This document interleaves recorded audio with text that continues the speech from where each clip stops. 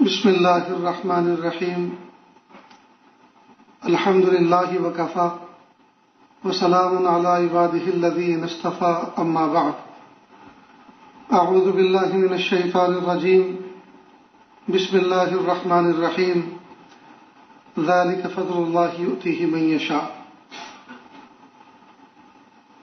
عن نافع بن عبد الحارث رضی اللہ عنہ عن النبي صلى الله عليه وسلم قال من سعادة المسلم المسكن الواسع والجار الصالح والمركب الغني أو كما قال عليه الصلاة والسلام سبحان ربك رب العزة عما يصفون وسلام على المرسلين والحمد لله رب العالمين اللهم صل على سيدنا محمد وعلى آل سيدنا محمد وبارك وسلم اللهم صل على سيدنا محمد وعلى آل سيدنا محمد وبارك وسلم اللهم صل على سيدنا محمد وعلى آل سيدنا محمد وبارك وسلم۔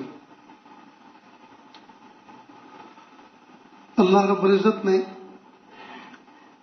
جہاں ہمیں اپنی قدرت کاملہ سے پیدا فرمایا اور پیارے محبوب صلی اللہ علیہ وسلم کو ہماری تربیت کے لیے مبعوث فرمایا، محبوب نے ہماری جگہ جگہ پر رہبری فرمائی کہ کون سی زندگی گزارنا اللہ تعالیٰ کو پسند ہے اور کس طرح زندگی گزار کر ہم اپنے رب کو راضی کر سکتے ہیں۔ اللہ کے محبوب صلی اللہ علیہ وسلم نے فرمایا تین چیزیں مسلمان کی خوش نصیبی کا حصہ ہیں۔ تین چیزیں مومن کی خوش نصیبی کا حصہ ہیں۔ ایک کشادہ مکان، دوسرا نیک پڑوسی، تیسرا خوشگوار سواری۔ کسی بندے کو اگر کشادہ مکان ملا ہوا ہو اور نیک پڑوسی ملا ہوا ہو اور خوشگوار سواری اس کو ملی ہو جس سے اس کو سواری کرنے میں سفر کرنے میں راحت ہوتی ہو، کسی کے پاس اگر یہ تین چیزیں میسر ہوں تو یہ سعادت مند انسان ہے، یہ سعادت مند انسان ہے۔ آج کل جہاں دو پیسے ہمارے پاس آتے ہیں ہم دنیا بھر کے ٹٹمبے خریدنے میں لگ جاتے ہیں۔ سب سے پہلے شوق ہوتا ہے بڑا سا فون لینے کا، فون کا شوق پورا ہوا تو پھر پہننے اوڑھنے بچھانے کی چیزیں جمع کرنے کا۔ حالانکہ ترتیب سے یہ پتہ چلتا ہے مومن کو چاہیے کہ وہ اپنی زندگی میں اپنے گھر کی فکر کرے۔ بڑی جوانی میں اگر کوئی شخص اپنے پیچھے ایک دو بچہ رکھتا ہو، جوان بیوی ہو اور بڑی جوانی میں وہ فوت ہو جائے جی تو بچوں کو کس کے سہارے چھوڑا؟ آسمان کی چھت کے نیچے کئی مرتبہ بیوی دونوں بچوں کے ہاتھ پکڑ کے سریراں کھڑی ہوتی ہے اور آسمان کی طرف نظر اٹھاتی ہے اور روتی ہے اور سوچتی ہے کاش ہمارا شوہر ہمیں آدھی روٹی کھلاتا اور ایک وقت بھوکا رکھتا، لیکن ہمیں کم از کم سر چھپانے کے لیے کوئی جھوپڑا تو دے کے جاتا جہاں ہم اپنے بچوں کے ساتھ عزت کے ساتھ زندگی گزار لیا کرتے۔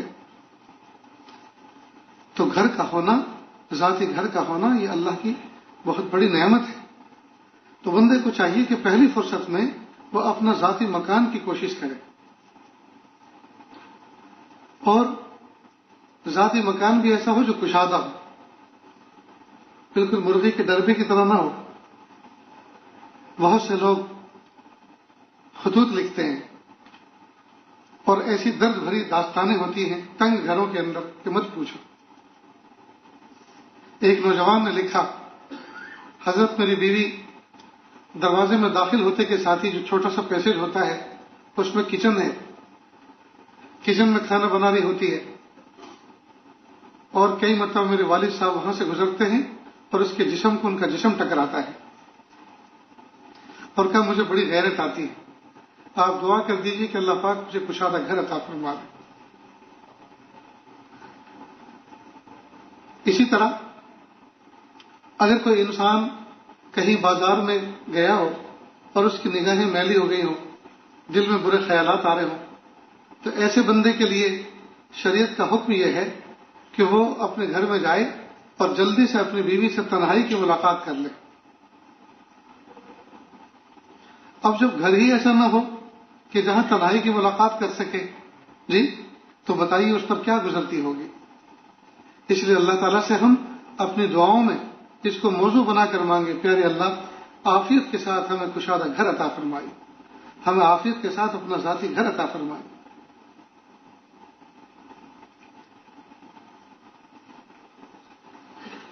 اللہ کے محبوب صلی اللہ علیہ وسلم نے وضو کے درمیان ہمیں یہ دعا مانگنے کا سلیقہ سکھایا کہ ہم وضو کے درمیان یہ دعا پڑھیں، اللہم اغفر لی ذنبی ووسع لی فی داری وبارک لی فی رزقی. سبحان اللہ العظیم.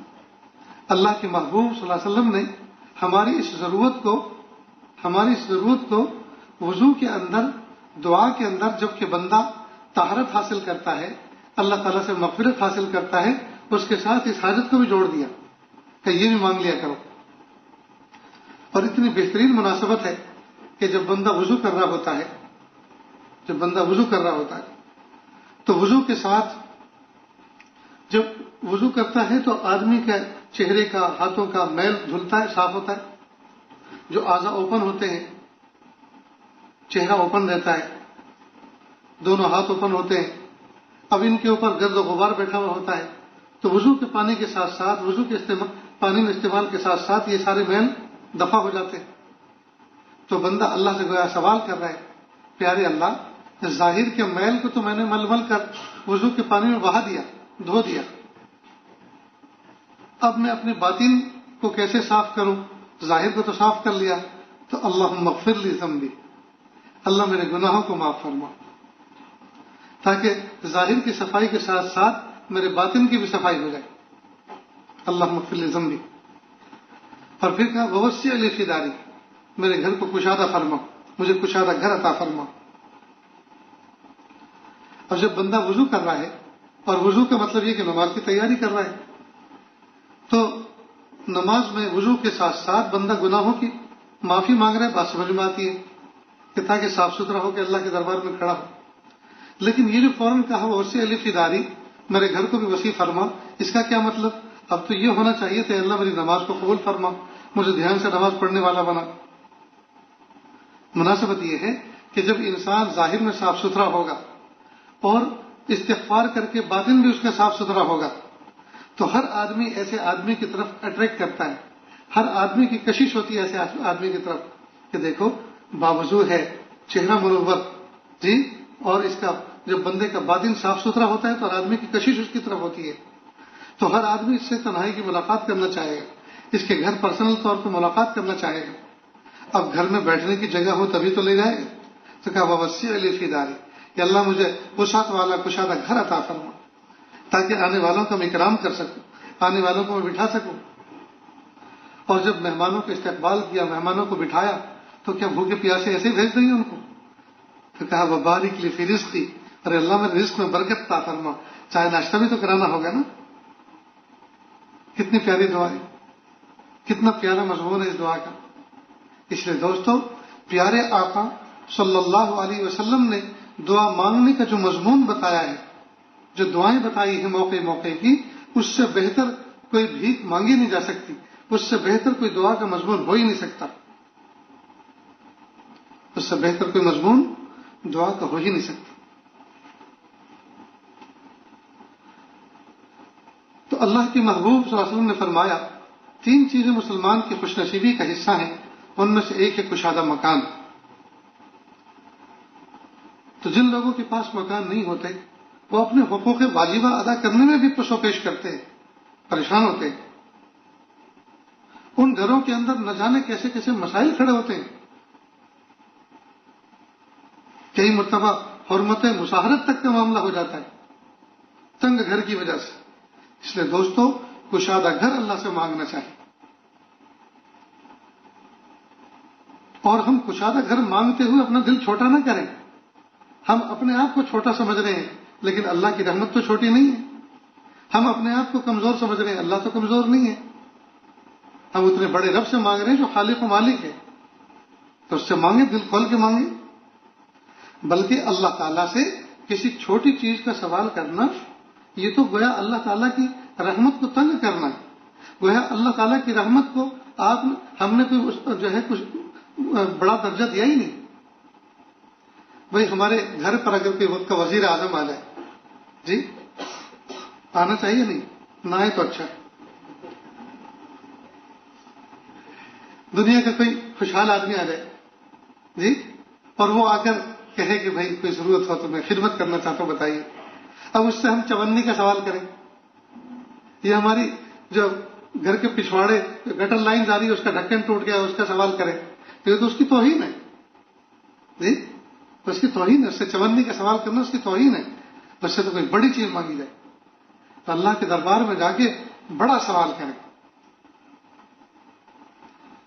تو اللہ کئی مرتبہ کہتے ہیں اللہ چھوٹا موٹا گھر دے. کیوں چھوٹا موٹا گھر؟ اللہ کے یہاں بڑا نہیں. اللہ کوئی سواری دے دے, کوئی سیکنڈ ہینڈ سواری دے دے, کیا اللہ تعالیٰ کے یہاں فرسٹ ہینڈ سواری نہیں مل سکتی, فریش سواری نہیں مل سکتی؟ اللہ وہ نہیں دے سکتی, اس پہ قادر نہیں ہے نعوذ باللہ. تو چھوٹا موٹا گھر دینا. اور کئی مرتبہ لوگ حرم میں جاتے ہیں اور وہاں جا کر کہتے ہیں پیارے اللہ اور کچھ نہیں چاہیے بس ایک بچہ دے دیجیے. جن کے یہاں بچہ نہیں ہوتا, اللہ کچھ نہیں چاہیے بس ایک بچہ دے دے. تو بچے کے لیے گھر نہیں چاہیے, بچے کے لیے تعلیم نہیں چاہیے, اس کی سعادت مندی نہیں چاہیے, اس کے لیے رزق نہیں چاہیے, اس کے لیے گھر نہیں چاہیے, اس کے لیے سواری نہیں چاہیے. تو ایسی لمیٹیڈ دعائیں مانگتے ہیں کہ اللہ کچھ نہیں چاہیے بس, یہ بھی کہتے ہیں اور کچھ نہیں چاہیے بس ایک بچہ دے.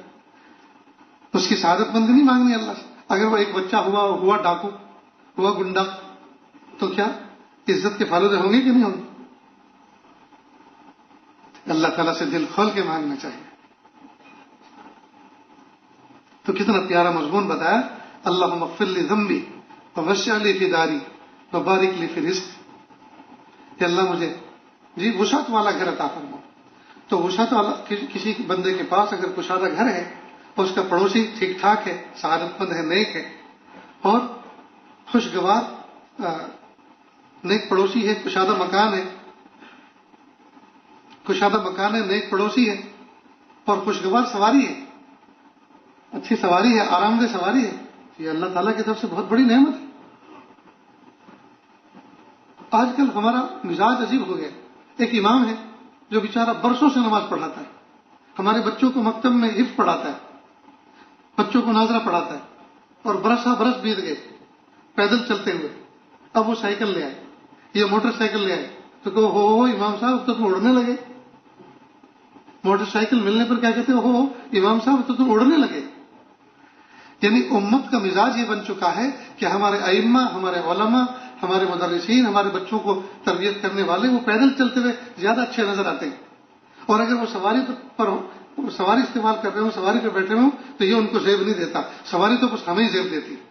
ہائے ہائے, اس سوچ کا کیا کیا جائے؟ یہ کتنی گھٹیا سوچ ہے. خود نعمتوں میں رہنا پسند کرتے ہیں اور اپنے پیشواؤں کو, اپنے مقتداؤں کو اور اپنے بڑوں کو پیدل چلتے ہوئے دیکھنا پسند کرتے ہیں.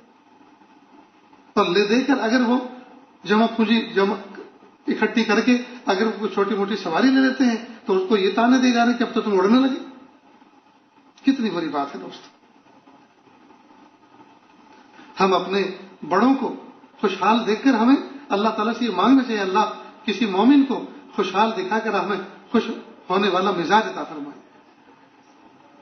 ہم کسی کو خوشحالی میں دیکھیں تو ہمارا دل خوش ہو جائے, اللہ پاک ہمیں ایسا مزاج عطا فرمائے. کسی خوشحال مومن کو دیکھ کر دل کا تنگ ہونا یہ تو بہت بڑی شرارت کی بات ہے. ہم اپنا دل چھوٹا کریں, اپنے دل کو تنگ کریں اور اس کو دوسری نظر سے دیکھیں, اس سے اپنے تعلقات کو ختم کر لیں, اس سے کنارہ کشی کر لیں. اس کا مطلب یہ کہ اس کی نعمت آپ کو پسند نہیں آئی. اچھا یہ تو بتاؤ یہ نعمت دی کس نے؟ اللہ ہی نے تو دی ہے. جب اللہ نے دی ہے تو آپ اللہ کے فیصلے پہ اعتراض کر رہے ہیں, اللہ کے فیصلے پر آپ منہ بنا رہے ہیں. چاہیے تو یہ تھا کہ دعا دیتے کہ پیارے اللہ آپ نے ہمارے امام صاحب کو, ہمارے بچوں کے استاد کو, ہمارے پڑوسی کو, ہمارے بھائی کو اللہ اپنے سواری عطا فرمائی, اللہ اس میں برکت عطا فرمائی, اللہ ان کی حفاظت فرمائی, حادثات سے حفاظت فرمائی, نقصان سے حفاظت فرمائی. اور پیارے اللہ مجھے بھی ضرورت ہے, میرے بچوں کو بھی ضرورت ہے, اللہ ہمیں بھی عطا فرمائی اور عافیت کے ساتھ عطا فرمائی. چاہیے تو یہ تھا کہ مضمون اس طرح کا ہوتا, نہ یہ کہ ہم اللہ تعالیٰ کے فیصلے پر منہ بناتے. پڑوسی کا نیک ہونا دوستو یہ بھی اللہ کی بہت بڑی نعمت ہے. کئی مرتبہ آدمی پڑوسی کے نیک نہ ہونے کی وجہ سے اپنے بچوں کو تنہا نہیں چھوڑ سکتا، اپنی بیوی کو تنہا نہیں چھوڑ سکتا، اپنی پراپرٹی اور جائیداد کے بارے میں مطمئن نہیں رہ سکتا، اس لیے کہ جب اس کا پڑوسی نیک نہیں ہے، بدماش ہے، شر پہنچانے والا ہے، تکلیف پہنچانے والا ہے، تو بتائیے آدمی پرسکون زندگی کیسے گزار سکتا ہے؟ وہ تو سفر میں ہوگا، توجہ اس کی اپنے گھر میں اٹکی ہوئی ہوگی کہ دوسرے چور اچکوں سے تو میں محفوظ ہوں، لیکن اپنے پڑوسی سے محفوظ نہیں ہوں، یہی میرے گھر میں ڈاکہ ڈال سکتا ہے، یہی میری املاک میں نقصان کر سکتا ہے۔ تو پڑوسی کا نیک ہونا یہ بھی اللہ کی بہت بڑی نعمت ہے، اور اللہ سے یہ دعا کرنی چاہیے، پیارے اللہ مجھے اپنے پڑوس کے لیے خیر کا باعث بنائی، نفع کا باعث بنائی۔ نیز اللہ کے محبوب صلی اللہ علیہ وسلم نے جو ہمیں یہ دعا بتلائی، اللہم اغفر لی ذنبی، جو وضو کے درمیان پڑھی جاتی ہے، اللہم اغفر لی ذنبی ووسع لی فی داری وبارک لی فی رزقی۔ حضرت والا حربی رحمۃ اللہ علیہ جن لوگوں کے پاس گھر نہیں ہوا کرتے تھے ان سے کہتے تھے کہ ہر عضو کو دھوتے ہوئے اس دعا کو پڑھو تو اللہ پاک بہت جلد گھر کا انتظام فرما دیں۔ تو اس میں سب سے پہلا جملہ ہے اللہم اغفر لی ذنبی، اللہ میرے گناہوں کو معاف فرما۔ کوئی آدمی گناہوں سے پاک زندگی گزارے، کیسی ہلکی پھلکی اس کی زندگی ہوتی ہے، اس لیے کہ جو بندہ گناہ کرتا ہے، گناہ کا عادی ہوتا ہے، گناہ کا مزاج رکھتا ہے، گناہوں کو پسند کرتا ہے، وہ آدمی اس کی زندگی سے برکتیں اٹھ جاتی ہیں، رحمتیں اٹھ جاتی ہیں، سکون اس کی زندگی سے غارت ہو جاتا ہے، اس کا دماغ ہر وقت ٹینشن میں رہتا ہے، اس کا بدن ہر وقت کھچا کھچا رہتا ہے، جی وہ کسی کی خوشی کا باعث نہیں بن سکتا، وہ خود پریشانی کا سبب ہوتا ہے، وہ خود اپنے اوپر بھاری ہوتا ہے، وہ دھرتی کا بوجھ بن کے زندگی گزارتا ہے۔ اس لیے اللہ تعالیٰ سے قدم قدم پر یہ دعا مانگنی چاہیے، اللہم اغفر لی ذنبی، اللہم اغفر لی ذنبی، اللہ میرے گناہوں کو معاف فرما دیجیے۔ اپنا وظیفہ بنا لے، اللہ مجھے معاف فرما دیجیے، اللہ مجھے معاف فرما دیجیے۔ جب بندہ استغفار کی کثرت کرتا ہے، یوں اگر کوئی بندہ اتنے گناہ کرے کہ نیچے زمین اور اوپر آسمان اور پورے اس خلے کو بھر دے، اور قسم کھا کے یہ بات کہی جا سکتی ہے کوئی بندہ کیا سارے انسان مل کر بھی گناہ کرے اور من مرضی کے گناہ کرے اور زندگی بھر کرے تو بھی زمین اور آسمان کے خلے کو بھر نہیں سکتے۔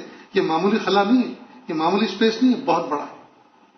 لیکن فرض کریں ایک ہی بندہ اتنے گناہ کرے کہ نیچے زمین اوپر آسمان دونوں کو ٹچ کر دے، گناہ بھر دے، پھر بھی یہ گناہ محدود ہیں، نیچے زمین کی حد اوپر آسمان کی حد، جی نیچے زمین کی لمٹ اوپر آسمان کی لمٹ، یہ گناہ لمیٹیڈ ہیں، یہ گناہ محدود ہیں، اور اللہ کی رحمت لامحدود ہے۔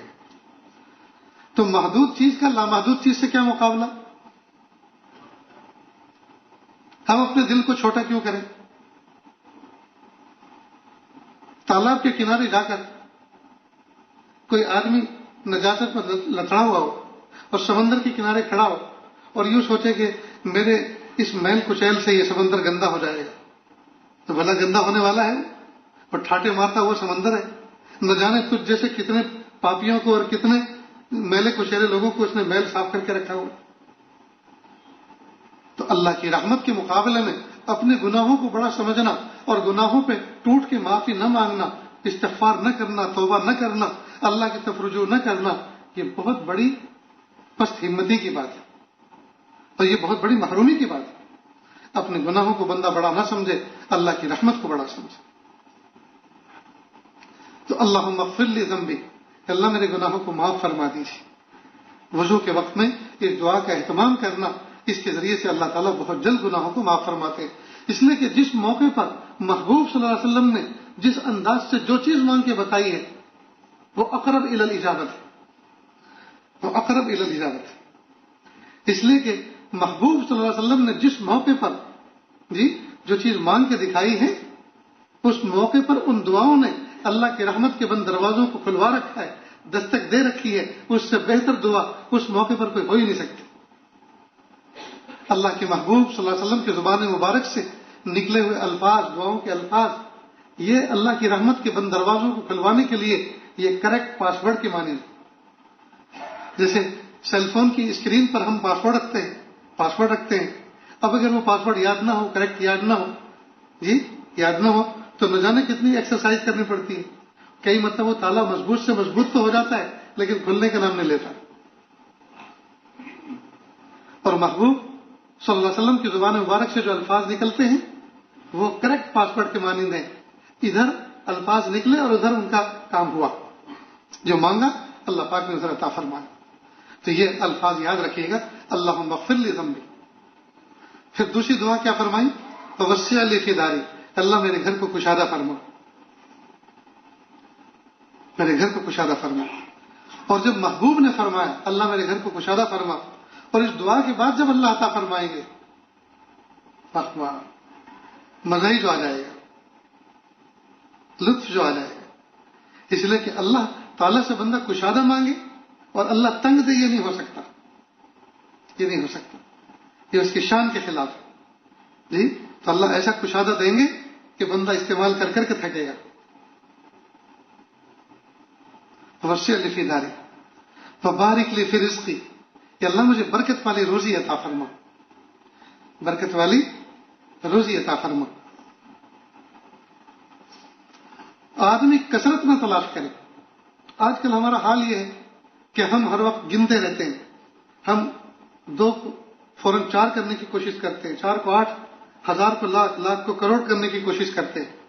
ہم کثرت میں یقین رکھتے ہیں، جبکہ مومن کی شان یہ ہے کہ وہ کثرت میں یقین نہ رکھے، برکت میں یقین رکھے. برکت اللہ کا تلاش کرے، مانگے. پیارے اللہ مجھے، اچھا یہ برکت صرف مال ہی کے ساتھ نہیں، برکت ہر نعمت کے ساتھ وابستہ ہے. اللہ مجھے برکت والی صحت عطا فرما، برکت والا وقت عطا فرما، جی برکت والی روزی عطا فرما، برکت والا گھر عطا فرما، جی میرے سفر میں برکت عطا فرما، میرے حضر میں برکت عطا فرما. جی ہم لوگ برکت کا لفظ کثرت کی معنی میں استعمال کرتے ہیں. میں کہا کرتا ہوں، ایک مثال دیتا ہوں کہ اگر ایک بھائی کہیں سے گزر رہا ہو اور بہن کپڑے دھو رہی ہو اور پوچھے بہن کیا کر رہی ہو؟ بھائی میں کپڑے دھو رہی ہوں. اللہ برکت عطا فرما. نہ برکت کی دعا مت کرو ورنہ مجھے بہت سارے دھونے پڑیں گے. تو کیونکہ برکت کا مفہوم ان کے یہاں کثرت پر چلتا ہے، وہ سمجھتے ہیں برکت کا معنی زیادتی ہے. اور اگر کپڑے دھونے میں برکت کی دعا کی، اس کا مطلب کپڑے زیادہ دھونے پڑیں گے. حالانکہ ایسا نہیں ہے. یہاں برکت کا مطلب یہ ہے اللہ آپ کے اسٹیمنا میں، اللہ آپ کے صحت میں برکت دے، اللہ آپ کے وقت میں برکت دے، آپ کے صابن میں برکت دے، اللہ آپ کے پانی میں برکت دے. اسی طرح ہم برکت کو 1-2 جگہ پہ استعمال کرتے ہیں. مثلا کھانا پک رہا ہے تو دیکھ پر کھڑا ہونے والا کہتا ہے دعا کرنا اللہ برکت دے. حالانکہ برکت ایک مانوی چیز ہے. برکت کا تعلق کثرت سے نہیں، برکت کا تعلق ایک مانوی، ایک نعمت ہے، باطنی کیفیت ہے. اللہ رب العزت تھوڑی سی نعمتوں میں جی ایسی تاثیر کر دیں کہ وہ بڑے بڑے کاموں کو پورا کر دیں. تھوڑے سے پیسوں میں اللہ تعالیٰ ایسی برکت اور ایسی تاثیر عطا فرمائے کہ جو کام بہت زیادہ پیسوں میں نہیں ہو سکتے وہ تھوڑے سے پیسوں میں ہو جائیں. تھوڑے سے وقت میں اللہ تعالیٰ ایسی تاثیر پیدا فرما دے کہ جو بہت سارا وقت خرچ کرنے کے بعد وہ کام نہیں ہوتا، تھوڑے سے وقت میں ہو جائے. تو برکت ایسی چیز ہے، اس کو 2 لفظوں میں بیان نہیں کیا جا سکتا. اس لیے اللہ تعالیٰ سے ہر نعمت کے ساتھ ہم برکت کو نفی کروائیں. میرے پیارے اللہ آپ اس میں برکت دیجیے. میرے بھائیوں، ہماری زندگی دعاؤں سے عاری ہونے کی وجہ سے، دعاؤں سے عاری ہونے کی وجہ سے، ہماری زندگی گناہوں سے پاک نہ ہونے کی وجہ سے، اور ہماری زندگی میں برکتیں نہ ہونے کی وجہ سے ہم دھرتی کا بوجھ بنے ہوئے. ہمارا وجود خود ہمارے اوپر بوجھ بنا ہوا. نہ ہمیں لیٹتے سکون بنتا ہے، نہ بیٹھتے سکون بنتا ہے، نہ چلتے سکون بنتا ہے، نہ ٹھہرتے سکون بنتا ہے. آج ہماری زندگیاں پھیکی پھیکی ہیں، ہمارے چہروں پہ ہوائیاں اڑی ہوئی ہیں. ہم نماز پڑھ کے نکلتے ہیں پھر بھی ہم روکھے روکھے سے نظر آتے ہیں، اس لیے کہ ہماری زندگیوں سے برکتیں ہٹی ہوئی. ہماری زندگیوں میں جی گناہوں نے ڈیرے ڈال رکھے، ظلمتوں نے ڈیرے ڈال رکھے. تو اللہ رب العزت سے ہم یہ چیز کثرت سے مانگے، اور محبوب صلی اللہ علیہ وسلم نے جس طرح مانگنے کا انداز بتایا ہے اس طرح سے مانگنے کا ہم معمول بنائیں. پھر دیکھیے زندگی میں کیسے سکون آتا ہے. مسنون دعاؤں کو یاد کریں. کس موقع پر محبوب صلی اللہ علیہ وسلم نے کیا چیز مانگ کے دکھلائی ہے، اس موقع پر ان الفاظ میں مانگے تو اگر ہم ان چیزوں کو اپنی زندگی میں لائیں گے تو انشاءاللہ ہماری زندگی میں اللہ تعالیٰ ہماری زندگی کو پر لطف بنا دیں گے۔ آج کل ہماری زندگی میں سکون نہ ہونے کی وجہ سے ہمارے پڑوسی ہم سے معمول نہیں ہیں، ہم چڑے چڑے رہتے ہیں، اپنی گاڑی اس طرح پارک کرتے ہیں کہ آدھا حصہ ہماری گاڑی کے پڑوس کے دروازے کے سامنے ہوتا ہے، وہ اگر کہتا ہے تو کاٹنے کو دوڑتے ہیں، ارے تمہارے یہاں گاڑی نہیں ہے، ہمارے یہاں ہماری گاڑی سے تمہیں کیا بیر ہے، کیا بوجھ ہے؟ وہ گاڑی سے بوجھ نہیں ہے، نکلنے میں، بچوں کے باہر آنے میں، چھوٹے موٹے کھلونے کھیلنے میں اگر تمہاری گاڑی کو اسکریچ ہو گیا تو تم منہ بناؤ گے۔ اس لیے ہم کہہ رہے ہیں کہ ذرا پروپر اس کو کھڑا کرو، اس طرح کھڑا کرو جس طرح آپ کی جگہ تو ہے۔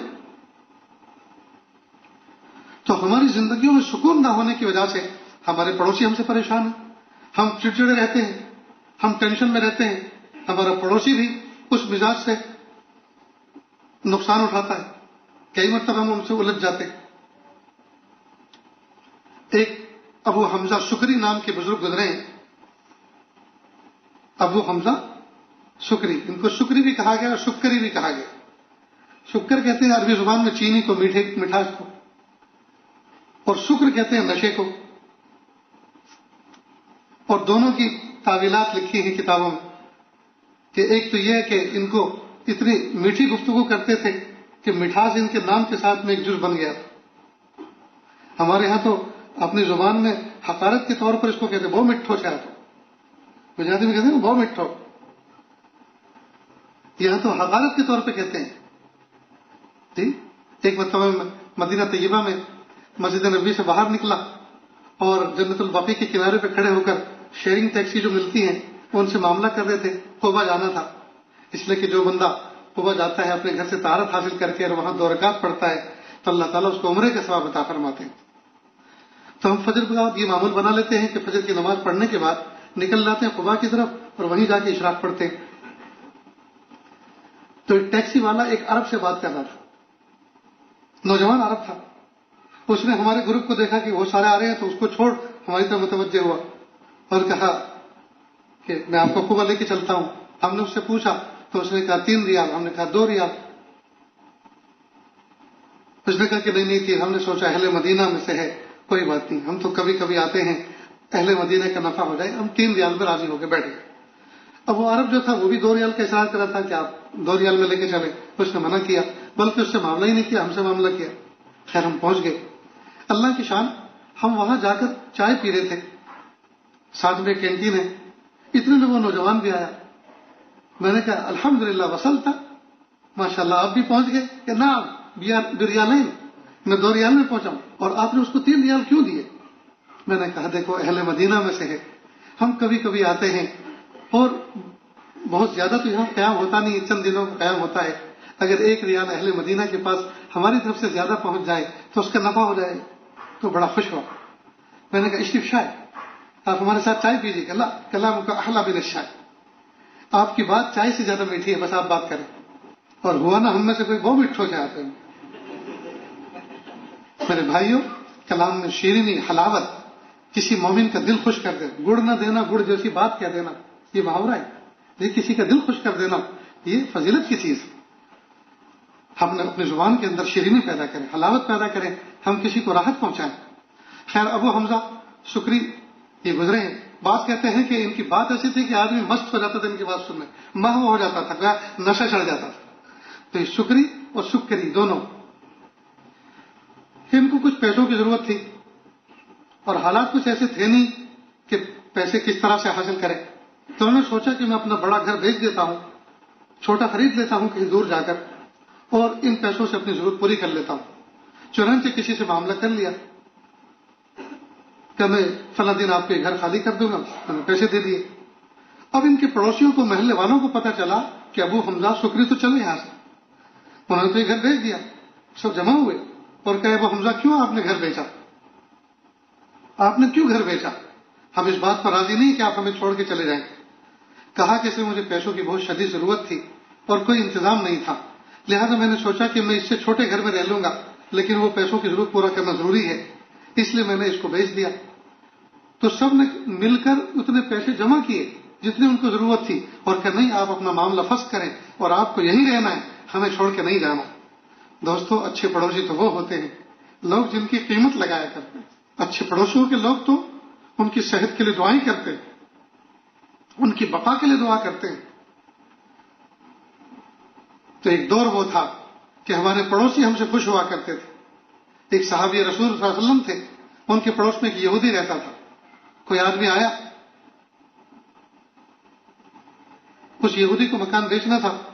آدمی آیا, اس نے قیمت پوچھی تو اس نے قیمت یہودی نے کچھ زیادہ بتائی. کہا کہ اس علاقے میں اتنے زیادہ ریٹ تو نہیں ہے جو آپ بتا رہے. کہا کتنی قیمت ہونی چاہیے؟ کہ اتنی. قیمت تو اس کی اتنی ہے جتنی آپ بتا رہے ہیں. اوپر کے پیسے میں صحابی رسول کے پڑوس کے لے رہا ہوں کہ بہت اچھا آدمی ہے, آپ ان کے پڑوس میں آ کر رہیں گے تو مزے آ جائیں گے. ان کے پڑوس کے, ان کے جیوار کے میں پیسے لے رہا ہوں. ایک دور تھا لوگ ہمارے پڑوس کے پیسے لیا کرتے تھے. ہمارے پڑوس میں, ہمارے پڑوس کا گھر بیچنے کے, ہمارے پڑوسی ہونے کے پیسے لیا کرتے تھے کہ ہم جو گھر بیچ رہے ہیں آپ ایسے پڑوس میں بسنے جا رہے ہیں, ہمارے گھر کو خرید کر کہ آپ کی زندگی میں وارے نیارے ہو جائیں گے, آپ کو خوشی ملے گی, آپ کو راحت ملے گی. اور ایک آج حال ہے جی کہ لوگ ہم سے بات کرنا پسند نہیں کرتے. لوگ ہماری دکانوں سے سودا لینا پسند نہیں کرتے. اشارہ کر کے کہتے ہیں وہ جو داڑھی والا ہے, وہ جو ٹوپی والا ہے, اس کی یہاں مت جانا, بہت جھوٹا ہے, بہت دھوکے دیتا ہے, دکھاتا کچھ ہے دیتا کچھ ہے, کہتا کچھ ہے کرتا کچھ ہے. دوستو, پیارے محبوب صلی اللہ علیہ وسلم کے طریقے کو چھوڑ کر ہماری زندگی میں کتنا بگاڑ آ گیا. ہم حد کریں. رمضان مبارک کے مبارک مہینہ چل رہا ہے, مبارک ساعتیں چل رہی ہیں, مبارک گھڑیاں چل رہی ہیں, ہر وقت اللہ کی رحمت برس رہی ہے. ہم دعاؤں کا مضمون بنا کر اللہ سے مانگے کہ اللہ ہمارے باطن کے کیل کانٹوں کو دور فرما, ہمارے اندر کی برائیوں کے اللہ دفعہ دور فرما, کہ اللہ ہمیں بہترین مومن بنا, کہ اللہ ہمیں بہترین مومن بنا, ہمیں ایسا مومن بنا جیسا مومن ہونا چاہیے, جیسا مومن دیکھنا آپ پسند کرتے ہیں. ہماری زبان میں شیرینی اور حلاوت ہو, ہمارے اخلاق اچھے ہوں, ہمارا کردار اچھا ہو جی, ہمارا چلنا پھرنا اٹھنا بیٹھنا اچھا ہو. پیارے اللہ, ہم اچھے پڑوسی بن کر رہیں اپنے پڑوسیوں کے لیے, ہم ایک بہترین دوست بن کر رہیں اپنے دوستوں کے لیے. ہمارے اخلاق اتنے اچھے ہوں, لوگ ہمارے اخلاق کو دیکھ کر اپنے اخلاق کو درست کریں. تو یہ چیز ہم اللہ تعالیٰ سے مانگیں بھی اور اس کے لیے کوشش بھی کریں کہ دیکھو فلاں دعا سنی تھی, انشاءاللہ آج سے ہر وضو میں ہم اس دعا کا اہتمام کریں گے. اللہم اغفر لی ذنبی ووسع لی فی داری وبارک لی فی رزقی. نیز اس دعاؤں کے اندر جو چاہا جا رہا ہے جی, اس پر نظر رکھیں کہ گناہوں سے مغفرت جب مانگی جا رہی ہے تو گویا اللہ کے محبوب صلی اللہ علیہ وسلم اس بات کو پسند فرما رہے ہیں کہ میرے امتی گناہوں سے پاک زندگی گزاریں. تو گناہوں کے جو مواقع ہیں ان سے بچیں, گناہوں کے جو طور طریقے ہیں ان سے بچیں, ان کا جو ماحول ہے ان سے اپنے آپ کو بچائیں. تو جو گناہ ہو چکے ان سے تو مغفرت مانگنی ہے, اللہم اغفر لی ذنبی جی, ان سے تو مغفرت مانگنی ہے, لیکن آئندہ گناہ نہ کرنے کا عزم بھی تو کریں, اور آئندہ گناہ کے ماحول میں شریک نہ ہونے کا ارادہ بھی تو کریں, آئندہ ادھر سے گزر بسر کا ارادہ ترک بھی تو کریں. جو کچھ ان میں چاہا جا رہا ہے وہ بھی تو کریں. ووسع لی فی داری, گھر کی وسعت کے لیے اللہ تعالیٰ سے دعا مانگ رہے ہیں, دعا کے ساتھ کچھ اسباب بھی تو اختیار کریں. جب اللہ تعالیٰ کوئی نعمت عطا فرمائے کچھ نہ کچھ اس میں سے پسنداز کرتا رہے, بچاتا رہے, سائڈ کرتا رہے, کنارے کرتا رہے. اور جب کنارے کرے تو اللہ سے مانگے کہ پیارے اللہ, میں وسیع گھر, میرے محبوب صلی اللہ علیہ وسلم نے وسیع گھر مانگنے کا ہمیں انداز بتایا, طریقہ بتایا. اللہ جی میں آپ سے یہ نعمت مانگ رہا ہوں اور اس نعمت کے لیے پیسے چاہیے تو یہ پیسے جمع کر رہا ہوں, اللہ اس میں برکت عطا فرما. میرے استاد محترم حضرت مولانا سید ذوالفقار صاحب رحمۃ اللہ علیہ, جو سابق شیخ الحدیث تھے فلاح دارین کے, ایک مرتبہ میں ان کے قدموں میں بیٹھا ہوا تھا. حضرت کرسی پہ تھے, نیچے بیٹھا ہوا تھا, اور لوگ کچھ گلے مل کر مسافہ کر کے سلام کر کے جا رہے تھے. تو حضرت نے کہا بیٹا کیا بات ہے, کیوں آج بہت مایوس سے بیٹھے ہو؟ میں نے کہا حضرت لوگ گلے مل کر حرم کی طرف جا رہے ہیں, حج کے سفر پہ جا رہے تھے, کچھ لوگ ملنے کے لیے آئے تھے حضرت سے, ہم کب جائیں گے, ہم کب تک محروم رہیں گے؟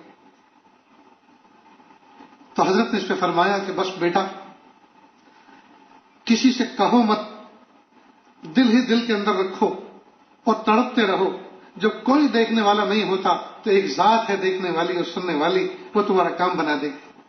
اور پھر فرمایا کہ دیکھو گیہوں کا دانہ ہتھیلی پہ رکھے رکھو زندگی بھر, کبھی بھی ایک دانے کے 2 دانے نہیں بنتے. اس دانے کو اگر نتیجے والا بنانا ہے اور اس ایک دانے سے 100 دانے جی آپ کو بنانا ہے تو اس کو مٹی میں چھپانا پڑتا ہے.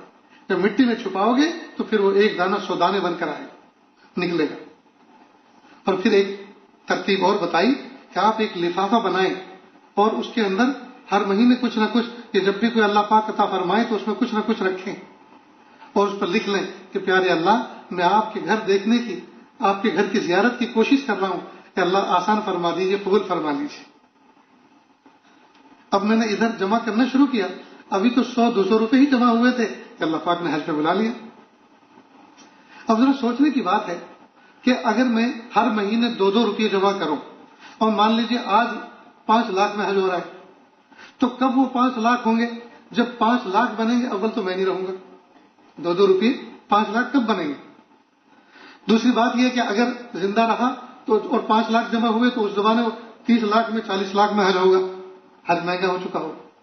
تو بظاہر یہ سمجھ میں نہیں آتا کہ اس طرح سے حج کیسے ہوتا ہے، لیکن بزرگوں کا یہ تجربہ ہے اور اللہ تعالیٰ کی رحمت اس سے وابستہ ہو جاتی ہے. اس ترتیب کو جو بندہ اپناتا ہے، تو جب بندہ اس ترتیب پر حج کر سکتا ہے تو گھر بھی تو بنوا سکتا ہے. گھر بھی تو بنوا سکتا ہے. پیارے اللہ، میرے محبوب صلی اللہ علیہ وسلم نے فرمایا کہ وسیع گھر اللہ سے مانگے، اور انہوں نے مانگ کے دکھایا. اللہ مجھے بھی ضرورت ہے، میرے بچے بھی چھوٹے چھوٹے ہیں، مجھے بھی وسیع گھر کی ضرورت ہے. میرے پیارے اللہ، اب وسیع گھر کے لیے اسباب نہیں ہیں، میں نے یہ کچھ پیسے جمع کرنے اس لفافے میں شروع کیے ہیں. اللہ میری اس کوشش کو قبول فرما دیجیے اور اس میں برکت عطا فرما دیجیے. نہ جانے پھر اللہ پاک کیسے انتظام فرما دیں گے. اس کو زبان سے کہا نہیں جا سکتا، اس کو تو تجربہ کرنے کی ضرورت ہے. زبان سے کہا نہیں جا سکتا، اس پر تو عمل کر کے دیکھنے کی ضرورت ہے. تو یہ بات مضمون یاد رہے گا دوستو. بات سمجھ میں آئی؟ اللہ تعالیٰ سے قدم قدم پر ہم دعائیں مانگیں، اللہ تعالیٰ سے برکتوں کا سوال کریں، گناہوں سے ہٹی کٹی زندگی گزاریں، بچی بچی زندگی گزاریں، اور گناہوں سے بچنے کے لیے جو دعائیں مسنون ہیں ان کا اہتمام کریں. اللہ تعالیٰ گناہوں سے پاک زندگی، عفیف زندگی ہمیں عطا فرمائیں گے. اللہ تعالیٰ رحمتیں عطا فرمائیں گے، برکت والی اللہ پاک ہمیں زندگی اور نعمت عطا فرمائیں گے. اللہ کہنے سننے سے زیادہ عمل کی توفیق عطا فرمائیں. وآخر دعوانا ان الحمد للہ رب العالمین. دعا سے پہلے تھوڑی دیر کے لیے اللہ کر لیں، آنکھوں کو بند کر لیں، سر کو جھکا لیں. دنیا اور دنیا میں جو کچھ ہے اس سے ہٹ کے اللہ کی یاد میں ڈوب جائیں. نیت کریں اللہ کی رحمت آ رہی ہے، میرے دل میں سما رہی ہے، میرے دل سے گناہوں کی ظلمت و سیاہی دور ہو رہی ہے. میرا دل کہہ رہا ہے اللہ اللہ اللہ.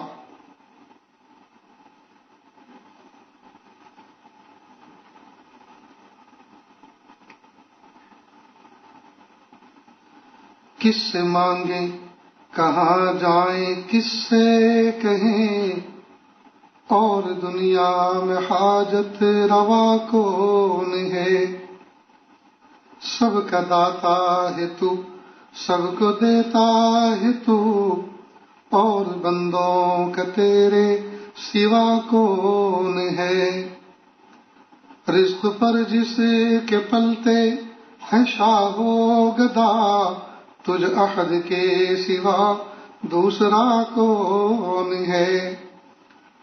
کون مقبول ہے، کون مردود ہے، کون مقبول ہے، کون مردود ہے.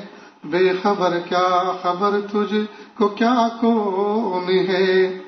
جب تلیں گے عمل سب کے میزان پر، جب تلیں گے عمل سب کے میزان پر، تب کھلے گا کہ کھوٹا کھرا کون ہے.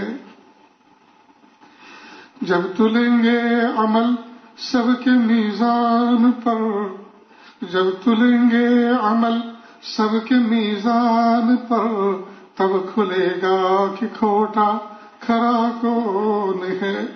اے فقیر سی کو تو فضل باری سمجھی، ورنہ تیری طرف دیکھتا کون ہے، ورنہ تیری طرف دیکھتا کون ہے. کس سے مانگیں، کہاں جائیں، کس سے کہیں، اور دنیا میں حاجت روا کون ہے. سب کا داتا ہے تو، سب کو دیتا ہے تو، اور بندوں کا تیرے سوا کون ہے. لا الہ الا اللہ سبحان الملک الاعلی الوہاب. ہاتھ اٹھا لیجیے، دعا کر لیں. بسم اللہ الرحمن الرحیم لا احصی ثناء علیک انت کما اثنیت علی نفسک رب اغفر وارحم وانت خیر الراحمین حسبی اللہ لا الہ الا ہو علیہ توکلت وہو رب العرش العظیم. اللہ جی ہم ظاہر میں آپ کے بندے اور بندیاں ہیں، حقیقت میں نہایت گندے ہیں. اللہ ہمارے دلوں کی گندگی کو دور فرما، ہمیں اپنی بندگی کا سلیقہ عطا فرما، شرمندگی والے کاموں سے ہماری حفاظت فرما، برے دن سے، بری بات سے، بری رات سے، برے انجام سے ہماری حفاظت فرما، سوء خاتمہ سے ہماری حفاظت فرما. میرے پیارے اللہ، میرے سوہنے اللہ، میرے پیارے رب، میرے سوہنے رب، پیر کے ناخن سے لے کے سر کے بال تک گناہوں میں ڈوبے ہوئے، معصیت میں جکڑے ہوئے ہیں. میرے پیارے اللہ، آپ ہمیں معاف فرما دیجئے، معاف فرما دیجئے، معاف فرما دیجئے. کہ اللہ اس مجمع میں نہ جانے کتنے دکھیارے، نہ جانے کتنے غم کے مارے بیٹھے ہیں، سب کے دلوں کے اندر کچھ مرادیں ہیں، کچھ ارادے ہیں. یا اللہ بہت سی تمنائیں تو ایسی ہیں جن کو مخلوق کے سامنے کہہ بھی نہیں سکتے اور دل میں رکھ کر سہ بھی نہیں سکتے.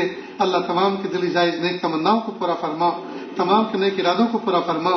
میرے پیارے اللہ، کتنے باپ ایسے ہیں جن کے جوان جوان بچے اور بچیاں گھروں میں بیٹھے ہیں، اللہ نیک سالے رشتے اور کوئی جوڑ نہیں مل پا رہا. میرے پیارے اللہ، عافیت کے ساتھ مناسب رشتے عطا فرما، مناسبت والے رشتے عطا فرما، محبت والے رشتے عطا فرما.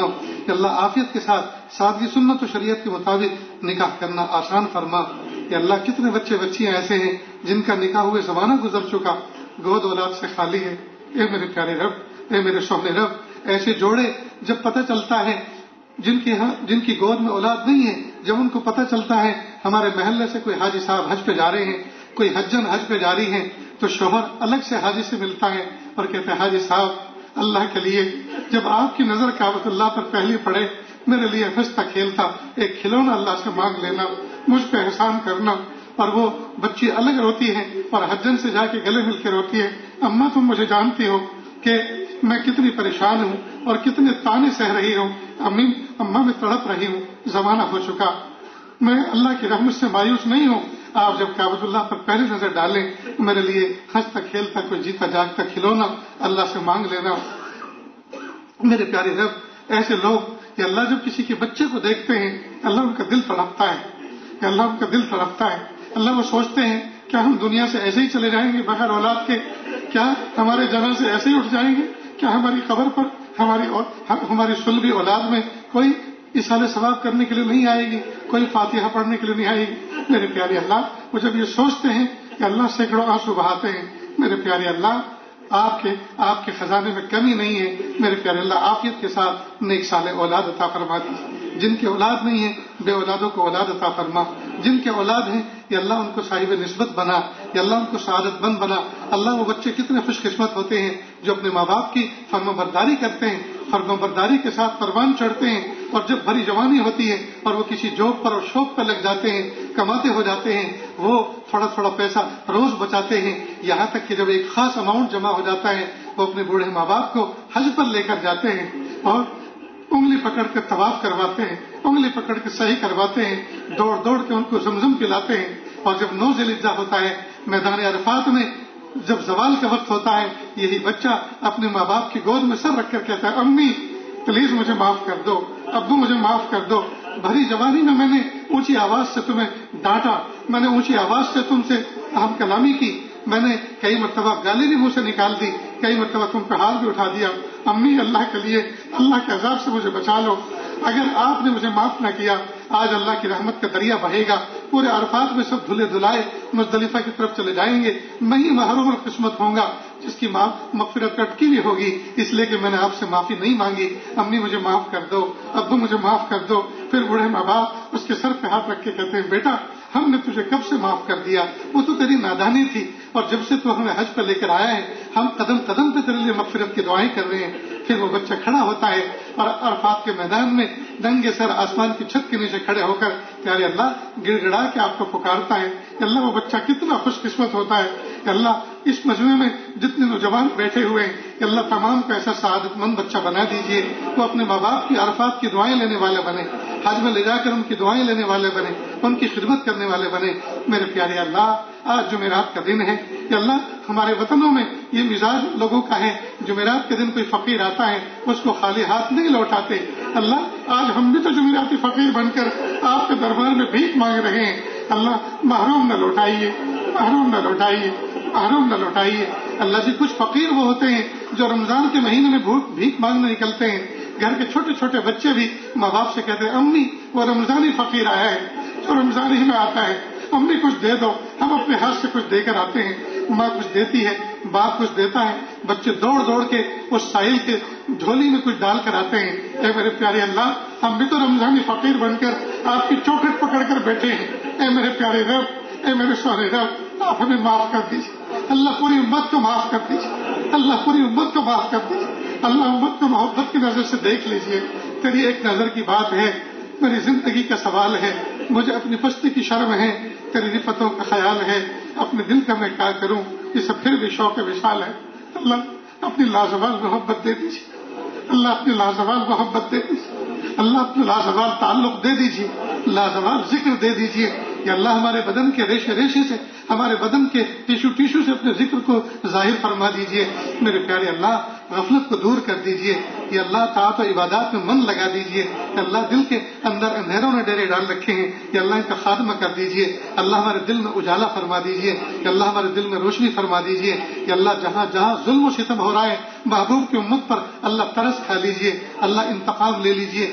اللہم انا نجعلک فی نحورہم ونعوذ بک من شرورہم. اللہ ہماری طرف سے آپ ان سے انتقام لے لیجیے. میرے پیارے اللہ, فلسطین کے حال پر رحم فرما, اہل غزہ کے حال پر رحم فرما. یا اللہ عربوں کو ہدایت عطا فرما, اللہ عربوں کو ہدایت عطا فرما. میرے پیارے اللہ, رحم کا معاملہ فرما, عافیت کا معاملہ فرما. مدارس اسلامیہ, مکاتب قرآنیہ, مساجد اسلامیہ, اللہ تمام کی حفاظت فرما. اقامت دین کے لیے جتنے شعبے کام کر رہے ہیں اللہ سب کی حفاظت فرما. سب کے دلوں میں آپس میں باہمی محبت پیدا فرما, مخالفت سے حفاظت فرما. میرے پیارے اللہ, کتنے دکھیارے, کتنے غم کے مارے ان دعاؤں پر آمین کہہ رہے ہیں. اللہ سب کے دکھ اور دردوں کو دور فرما. یا اللہ بہت سے لوگوں کے دلوں میں کچھ تمنائیں ایسی ہیں مخلوق کے سامنے کہہ بھی نہیں سکتے اور دل میں رکھ کر سہ بھی نہیں سکتے. اللہ تمام کے دلی تمناؤں کو, آرزوؤں کو پورا فرما. اللہ جی ہم سب کو ایسا بنا دیجیے ہم آپ کو پسند آ جائیں. وصلی اللہ تعالی علی خیر خلقہ محمد و آلہ و اصحابہ اجمعین برحمتک یا ارحم الراحمین.